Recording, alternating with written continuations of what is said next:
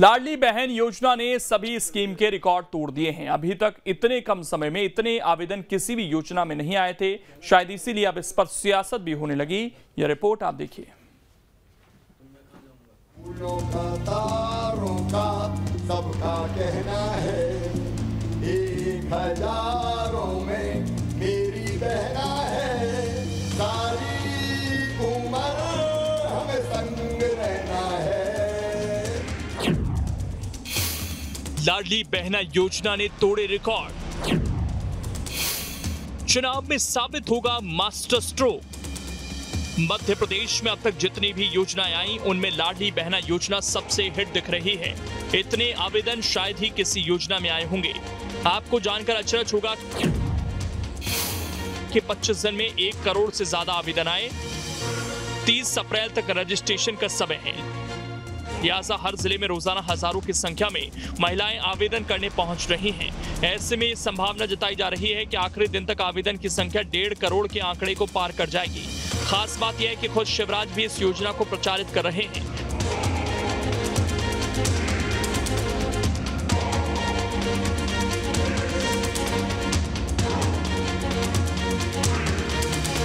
जगह जगह जाकर लाडली बहनों को संबोधित कर रहे हैं। आवेदन में होने वाली दिक्कत पर सीधा संवाद कर रहे हैं और मौके पर ही अधिकारियों को निर्देशित कर रहे हैं। इससे महिलाओं का उत्साह और बढ़ा है। दिलचस्प बात यह है कि अब इस योजना पर सियासत भी होने लगी है। दिग्विजय सिंह ने तो योजना की चोरी करने का ही आरोप लगा दिया। जमीनी सच्चाई ये है कि इन्होंने 8-8 दिन 10-10 दिन समग्र पोर्टल बंद किया। समग्र पोर्टल इसलिए बंद किया ताकि इसमें ज़्यादा से ज़्यादा आवेदन ना आ सके। उसके बाद इन्होंने लाडली योजना का जो पोर्टल है उस पोर्टल को तकरीबन 8 दिन 10 दिन बंद रखा, फिर एक दिन खोल दिया। बावजूद इसके इतने आवेदन आ गए। ज़मीनी हकीकत ये है कि ये चुनावी जुमला है और जुमला ही साबित होने वाला है। किसी के खाते में कोई पैसा आने वाला नहीं है, क्योंकि सरकार के हालात जो हैं वो ये कहते नहीं है, क्योंकि इनके पास विजन नहीं है। माननीय मुख्यमंत्री थे हमारे कमलनाथ जी, उनके पास विजन था। अब तक 4 लाख करोड़ का कर्जा नहीं हो पाता और हम पटाने की स्थिति में हो जाते। देखिए, शिवराज सरकार किसी भी योजना को सिर्फ राजनीतिक फायदे के लिए नहीं लाती, वो समाज के कल्याण के लिए लाती है, समाज के हित के लिए लाती है। अब यह जो योजना लाई गई ये महिलाओं को सशक्त और उनके सशक्तिकरण के लाई गई, क्योंकि मध्य प्रदेश के मुख्यमंत्री जो हैं वो बेटियों को बेटियों के मामा हैं और बहनों के भाई हैं। तो लगातार वो कैसे हमारी बहनें सशक्त हो, पढ़ें।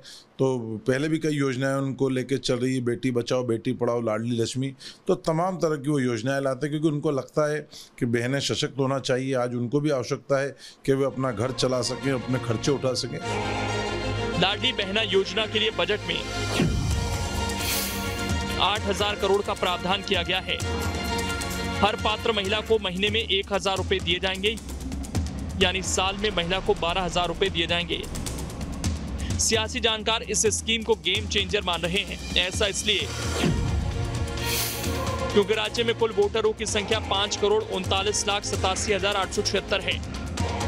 इनमें से पुरुष मतदाता 2,79,62,711 हैं, जबकि महिला वोटर 2,60,23,733 हैं।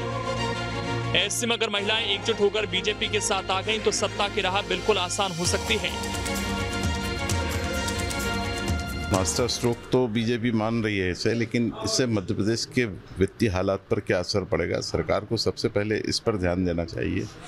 जो पैसा विकास कार्यों में खर्च हो सकता था, अस्पतालों के डेवलपमेंट में खर्च हो सकता था, शिक्षा की बेहतरी में खर्च हो सकता था, उसे इस तरीके से लुटाकर सरकार जातिगत, सामाजिक और वर्गीय समीकरण तो साध रही है, लेकिन जो मूलभूत आवश्यकता है उस पर बहुत बड़ा प्रभाव पड़ रहा है। सरकार को सबसे पहले इस दिशा में कदम उठाना चाहिए।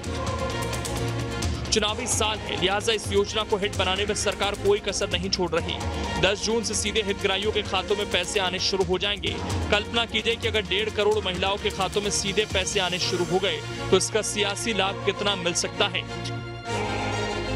मध्य प्रदेश में शुरू की गई लाडली बहना योजना भारतीय जनता पार्टी के लिए आने वाले चुनावी वर्ष में मास्टर स्ट्रोक का काम कर सकती है, क्योंकि काफ़ी कम समय में करीब 1 करोड़ से ज़्यादा जो आवेदन हैं वो इस योजना के अभी तक आ चुके हैं।